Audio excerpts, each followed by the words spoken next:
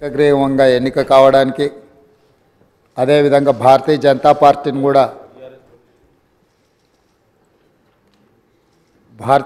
పార్టీని కూడా సంప్రదించడం జరిగింది.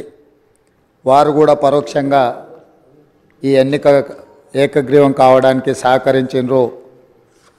సభాపక్ష నాయకుడిగా మా సభ్యులకు, భారత రాష్ట్ర సమితి అధ్యక్షుడు మరియు శాసనసభ్యులకు, ఎంఐఎం అసదుద్దీన్ ఓవైసీ గారికి, అక్బరుద్దీన్ ఓవైసీ గారికి, సిపిఐ పార్టీ నాయకులకు అందరికీ, ఆ పార్టీ అధ్యక్షులకు, శాసనసభ్యులందరికీ కూడా ఈ సభాపక్షాన మనస్ఫూర్తిగా వారికి ధన్యవాదాలు తెలియజేస్తున్నాను.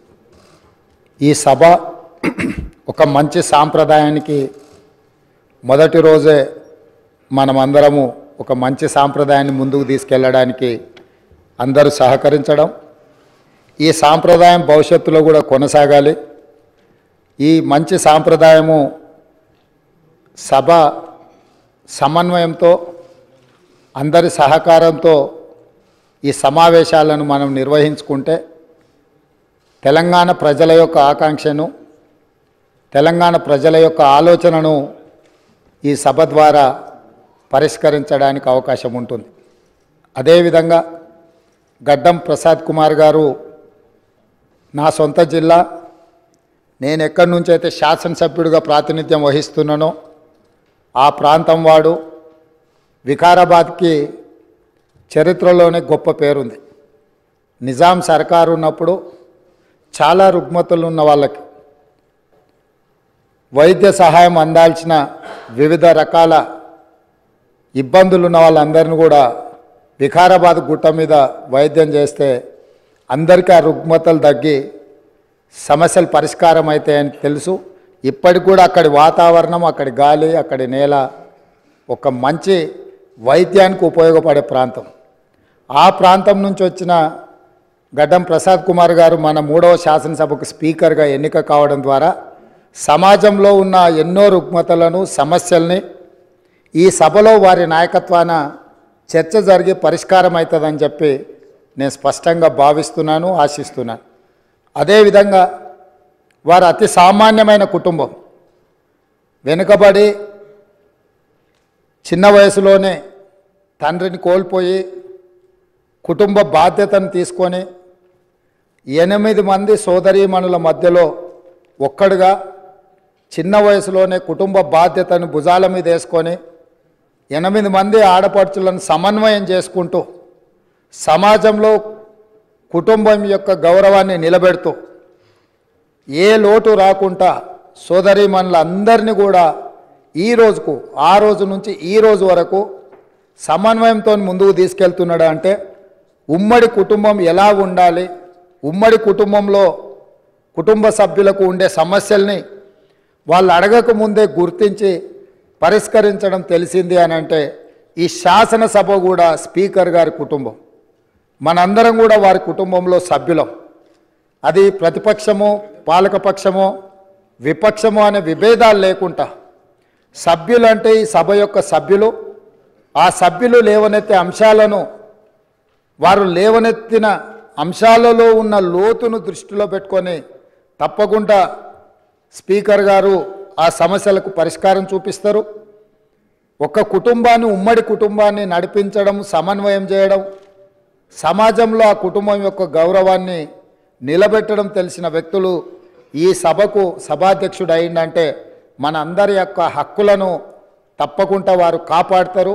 అదేవిధంగా వారు రాజకీయ ప్రస్థానం, స్థానిక సంస్థలు ఒక ఎంపీటీసీగా వారి రాజకీయ ప్రస్థానం మొదలయ్యి అక్కడి నుంచి వారు ఎంపీపీ అవ్వడం, 2008 ఉప ఎన్నికలలో శాసనసభ్యుడిగా ఎన్నికవ్వడం, 2009లో తిరిగి వారు శాసనసభ్యుడిగా ఎన్నికవ్వడం, తర్వాత వారు మంత్రిగా సేవలు అందించడం, హ్యాండ్లూమ్ వీవర్స్కి వాళ్ళకున్న లోన్లు కానీ లేకపోతే వాళ్ళ సమస్యలను పరిష్కరించడంలో క్రియాశీలక పాత్ర పోషించడము, వారు మంత్రిగా ఉన్నప్పుడు వికారాబాదును శాటిలైట్ టౌన్గా గుర్తించి కీర్తిశేషులు పెద్దలు జైపాల్ రెడ్డి గారు అర్బన్ డెవలప్మెంట్ మినిస్టర్గా ఉన్నప్పుడు ఢిల్లీకి వెళ్ళి వారితో మాట్లాడి వికారాబాద్ పట్టణాన్ని శాటిలైట్ టౌన్గా గుర్తించి 2,200 కోట్ల రూపాయలు మంజూరు చేయించి అక్కడ అభివృద్ధి కార్యక్రమాలను ముందుకు తీసుకెళ్ళి ఆ రోజు వారు అక్కడి ప్రజల యొక్క సేవలో వారు ముందున్నారు.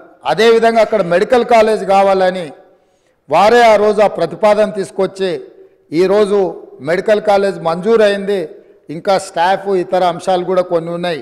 వారే అక్కడి నుంచి ఆదేశాలు ఇచ్చి తప్పకుండా ఆ సమస్యను పరిష్కరించడమే కాకుండా అప్పా జంక్షన్ నుంచి వికారాబాద్ మన్నగూడ చౌరస్తా వరకు రోడ్ వైడనింగ్ విషయంలో కానీ వీట్లల్లో కూడా వారు ప్రత్యేకమైన చొరవ చూపించి ప్రాంతం యొక్క అభివృద్ధిని వారు ఎప్పుడూ మర్చిపోకుండా వారు ఎన్నికలలో గెలిచిన ఒకవేళ ఫలితాలు వారికి అనుకూలంగా రాకపోయినా వారెప్పుడు కూడా ప్రజలకు దూరంగా ఉండలేదు. కాబట్టి ఈరోజు గడ్డం ప్రసాద్ కుమార్ గారు లాంటి వ్యక్తులు సునిశ్చిత దృష్టితో, సమస్యల అవగాహనతో, సభ్యుల సమన్వయంతో ఈ శాసనసభను వారి నాయకత్వంలో మనందరం ఒక ఆదర్శవంతమైన శాసనసభగా నడిపించడానికి వారి పూర్తిగా మన అందరికీ దశ దిశ నిర్దేశిస్తారు. వారిని మనస్ఫూర్తిగా ఎంపీటీసీ నుంచి శాసనసభాపతిగా ఈరోజు బాధ్యతలు నిర్వహించే వరకు వారి యొక్క రాజకీయ ఎదుగుదల కావచ్చు, ప్రజా సమస్యల పరిష్కారంలో కావచ్చు, వారి యొక్క కృషిని అభినందిస్తూ నేను ఏ ప్రాంతం నుంచి అయితే శాసనసభ్యుడిగా ఎన్నికైనానో మా ప్రాంతానికి సంబంధించిన శాసనసభ్యులే ఆ ప్రాంత నివాసే వికారాబాద్ జిల్లా ఒకప్పుడు డాక్టర్ మర్రి చెన్నారెడ్డి గారు ఆ ప్రాంతం నుంచి వచ్చి దేశ రాజకీయాలలోనే అత్యంత క్రియాశీలక పాత్ర పోషించారు.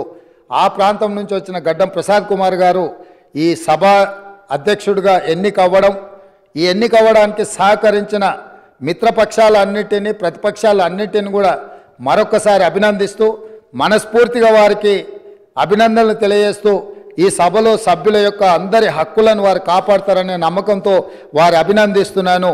వారి నాయకత్వంలో మేమందరం కూడా రాష్ట్రానికి మేలు జరిగే విధంగా కార్యక్రమాలు తీసుకుంటామని తెలియజేస్తూ సెలవు తీసుకుంటున్నాను.